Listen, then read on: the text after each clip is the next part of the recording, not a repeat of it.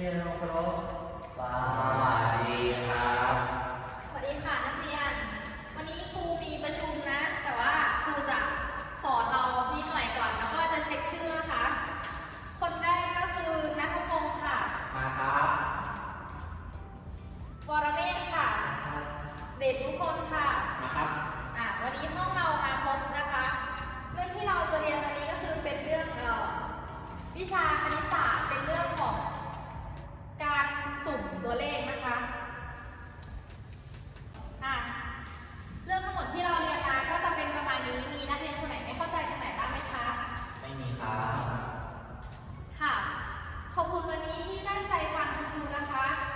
สำหรับงานครูจะให้งานไปแล้วก็เราเอาไปส่งในห้องพักครูนะ หัวหน้าห้อง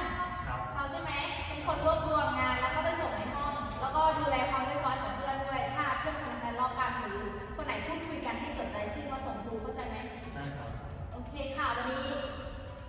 เลิกเรียนค่ะทั้งหมดจงเคารพขอบคุณครับ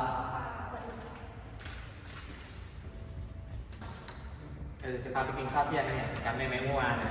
ที่ยืมเงินเขาไว้อ่ะ จำได้ 10 บาทอ่ะ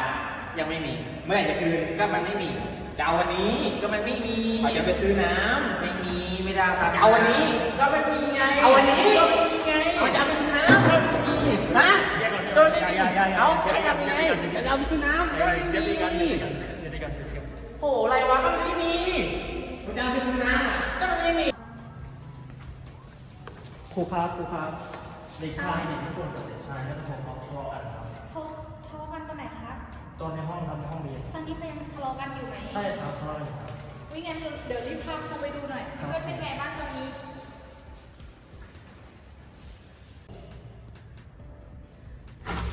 ไหนเพื่อนเราทะเลาะกันตรงไหนพาครูไปหน่อย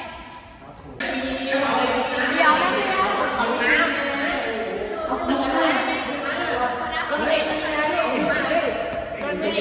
เงินเขาอ่ะครูดูดิ โอ้ยืมเงินผมไปแล้วไม่คืนอ่ะ นัทพงศ์แล้วเธอจะคืนเงินเพื่อนได้ตอนไหนอะ ตอนกลับบ้านครับตอนเย็น หัวหน้าช่างไม่ว่าควรจะลงโทษเพื่อนพวกเธอยังไงดีเนี่ยทะเลาะกันแบบนี้ ผมว่าทำคำสั่งสักแบบนี้ก็ได้ครับ เพื่อนๆสองคนเห็นด้วยไหมคะ ไม่ครับ ทำไมอ่ะ ผมไม่อยากทำความสะอาด เรารู้ไหมว่าการทะเลาะกันเป็นสิ่งที่ไม่ดี ใช่รู้ครับ รู้แล้วทำไมเราถึงไม่ทำล่ะ ไอ้คนมันเริ่มก่อน นนท์เริ่มก่อนนะ นี่อยู่ต่อหน้าครูยังทะเลาะกันอีกนะ